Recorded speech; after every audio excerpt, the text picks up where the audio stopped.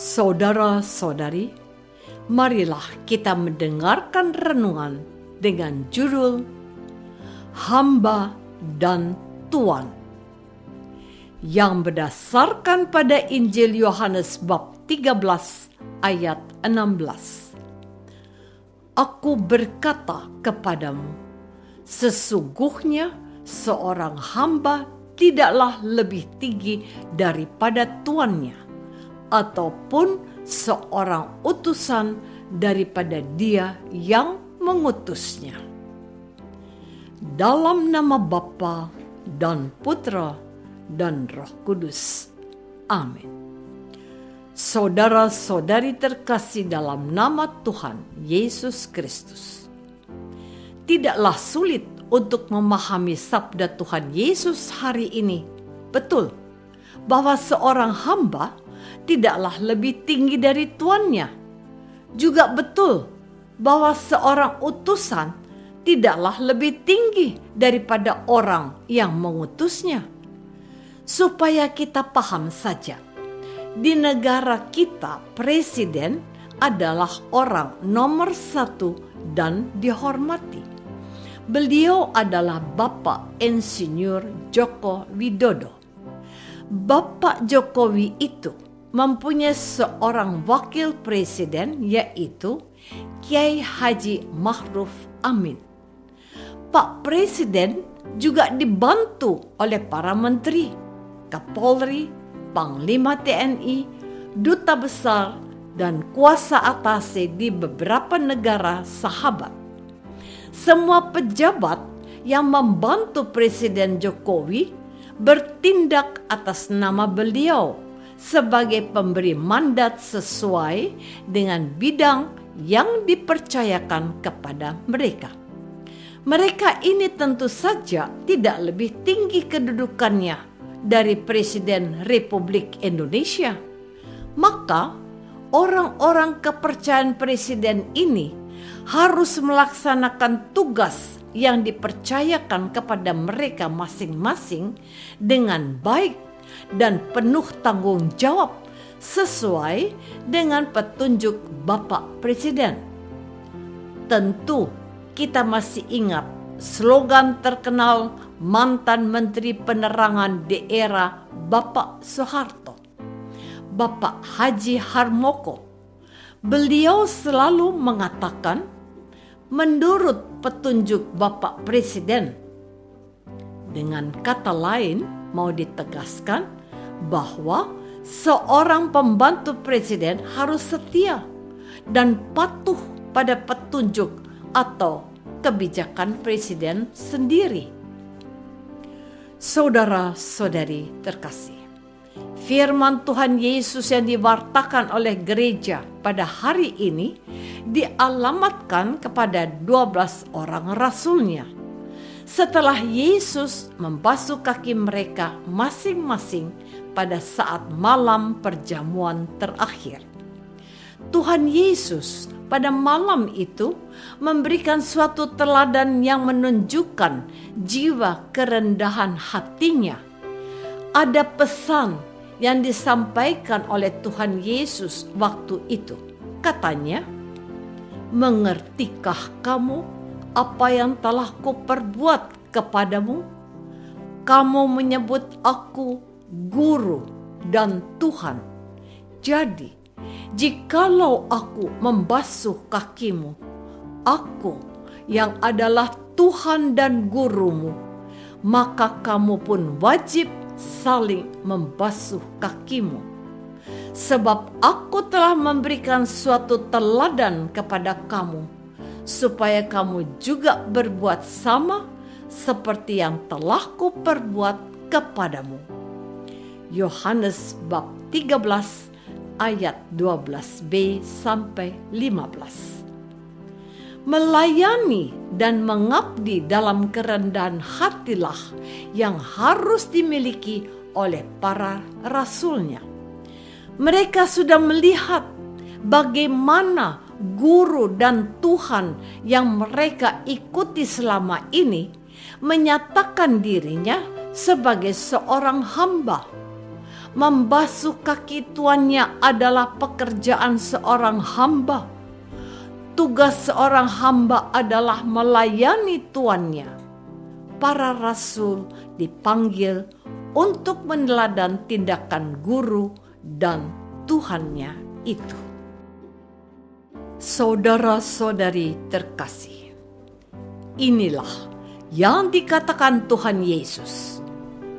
Aku berkata kepadamu, sesungguhnya seorang hamba tidaklah lebih tinggi daripada tuannya, ataupun seorang utusan daripada dia yang mengutusnya. Siapakah utusan itu? Siapakah hamba itu?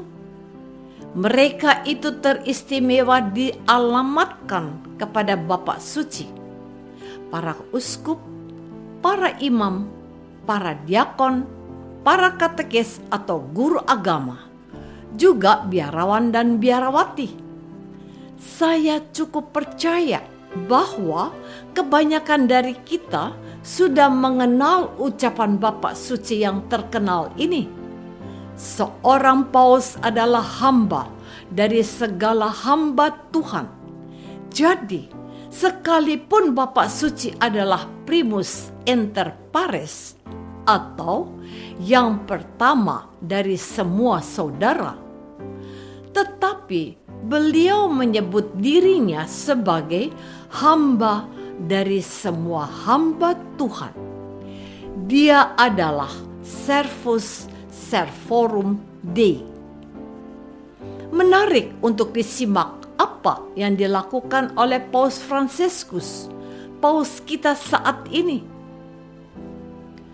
Beliau memutuskan untuk tidak membasuh kaki para tertahbis, yaitu uskup dan imam, untuk misa Kamis Putih yang dipimpinnya. Mereka yang dibasuh kakinya adalah orang kebanyakan, bahkan ada juga wanita di antaranya. Pertanyaannya, mengapa beliau melakukan sesuatu yang tidak biasa dalam tradisi para paus sebelumnya? Ini adalah suatu lompatan dan terobosan, juga suatu seruan kepada semua orang bahwa beliau adalah pengganti Petrus yang tidak hanya melayani para pembantunya, para uskup dan imam atau para klerus, melainkan melayani semesta dan seluruh gereja. Bapak Paus menegaskan bahwa beliau adalah Yesus untuk semua manusia. Aku datang untuk melayani, bukan untuk dilayani. Saudara-saudari terkasih, marilah kita sekarang menempatkan diri kita sebagai utusan dan hamba Tuhan, siapapun kita. Tuhan mau supaya kita memiliki jiwa yang rendah hati, seperti diteladankan olehnya dan diikuti oleh para paus dan para penggantinya, juga oleh para imam dalam gereja Katolik. Kita semua adalah utusan dan hamba Tuhan yang didoakan oleh Tuhan Yesus untuk bisa saling membasuh kaki satu sama lain. Perlu dipegang teguh dan dihayati dengan baik dan benar bahwa seorang pengikut Tuhan Yesus harus meneladan Tuhan Yesus. Bahkan lebih daripada itu, dia harus melakukan tugas pelayanannya untuk memuliakan Tuhan dan menunjukkan wajah Tuhan sendiri. Ia harus memiliki jiwa seorang Yohanes Pembaptis. Yesus harus semakin besar, aku harus semakin kecil. Dengan melayani dengan sepenuh hati dan merendahkan diri untuk memuliakan Tuhan dalam diri sesama kita, kita akan dihormati oleh Tuhan Yesus sendiri.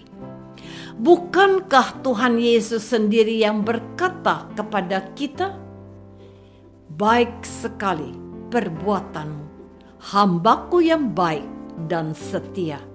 Masuklah dalam kebahagiaan Tuhanmu." Kita dipanggil untuk melayani dan melayani.